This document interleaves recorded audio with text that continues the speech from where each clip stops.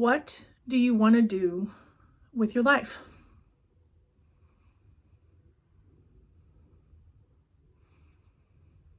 Go ahead, write a few things down. Maybe you want to write a book. Maybe you want to go back to school. Maybe you want to plant a garden. There's a lot of different things that you could do. At this time of year, people think a lot about what it is that they want to do and how they want to get there. And for my topic today, talking about how to get more life out of your life, I have a very simple acronym. So you can go ahead and get your pens and pencils out, get your phones, go ahead and make your notes. You're going to want to take notes on this. The acronym is LIFE. That's L-I-F-E. So for this acronym, I'm going to need to tell you a story. In the winter of 1999, I was all set to start going to school to get my bachelor's degree. And I had it all set up and it was going great. Everything was going according to plan. But life will life, and things didn't work out. My uncle was scheduled to pay for me to go to school, and his only condition was that I quit my job because I could focus fully on school, and that was the plan. Well, that plan fell apart when he disappeared 6 months into my schooling. Now, I persevered and I continued with my school. And part of what I did during that time is this list I'm about to give you. So, when you're in the pursuit of a goal, the first thing you need to do is make a list. Make a list of the things that you're going to need to do in order to make that goal. For instance, whenever I discovered that I was going to have to figure out school on my own, I had to figure out how I was going to pay for it. What school was I going to go to? How was I going to find the time to go to school? Because now I also had to go back to work because I had to find a way to pay for school without taking out school loans. So that was L. Make a list of the things that you're going to do. Now, turning to a different goal, I find it very difficult to get excited about jogging.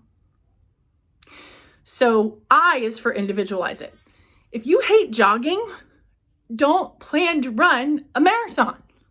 Decide that you're going to individualize it and have fun. So for instance, my thing is I love to exercise. Okay, that's not true. I love the fact that I feel good when my body is moving and my heart rate is going. So for me, running just sounds awful to me. So what I did instead is I started doing a dance party. And so that dance party sounds very sophisticated. There's really no choreography behind it. It's playing some music I like and moving my feet around. Looks just like this. Sometimes up and down. That's it. And I did that for 5 minutes every day for a week. And I bumped it up to 7 minutes. I bumped it up to 9 minutes. I bumped it up to 11 minutes. That's individualize it. So if you don't love to run, don't say you're going to run a marathon. If you love to dance, find a way to put dancing into your schedule. F is for fun. Find the fun. Now, a client of mine loves spreadsheets. I mean, she loves them so much, she dreams about them. So if you love spreadsheets and you love making lists, that's fun for you, go to it. Other people I know in the pursuit of their goal, they have this idea that it has to be really difficult and really hard, or otherwise we feel like we're not actually doing anything. Not true. You're allowed to have fun in the pursuit of your goal. For instance, I am currently taking a class in statistics, and the way that I make it fun is I have a playlist that I like to listen to. Has inspirational music on it from movies like Rudy and Miracle, a couple of movies thrown in there for good measure. It's something that motivates me. And when I hear that music swelling, it reminds me of all the accomplishments of the people who were in that movie and what they did and how big and huge it was. And I'm basically doing a chapter of homework. And it's really hard for me. So that milestone music helps push me through. And finally, in our little acronym of getting more life out of your life, E is for expect exceptions. Expect that things will come along to derail you. Expect that things are going to come along and say to you, you're not going to get this done. For instance, I'm part of a challenge where everybody was trying their best not to spend money for the month. Sounds easy, right? Well, not really. If you have to buy groceries, that's money that you have to spend. If you have to buy gas, that's money that you have to spend. The idea here is to get creative and figure out things that you didn't necessarily have to buy. So that purchase that you want to do online, maybe save it until the next month. So a lot of people on this online challenge I was in kept saying, oh my gosh, I failed, I did horrible. It's like, no, it's an experiment, which means A, you are more aware of it. So you're being intentional and you're figuring out that the things that you usually spend money on, you're thinking about it now. You're taking that beat. You're not just clicking that button and ordering that thing.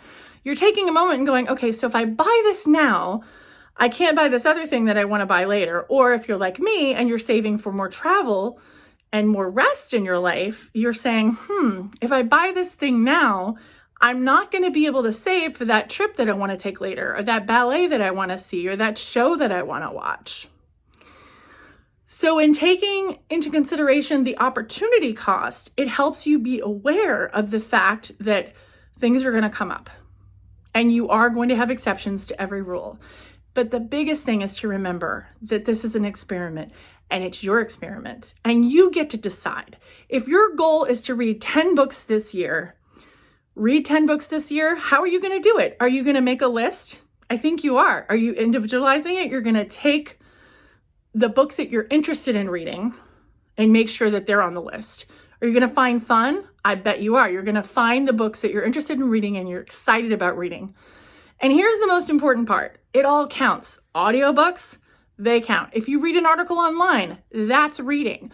We have this myopic idea that whatever goal we set, it has to be within these guidelines. And these are secret rules that we make, that if it's not a really boring book, it doesn't count towards my goal to read 10 books for the year. And maybe your goal is to read 100 books for the year. Hey, maybe your goal is to read a book this year.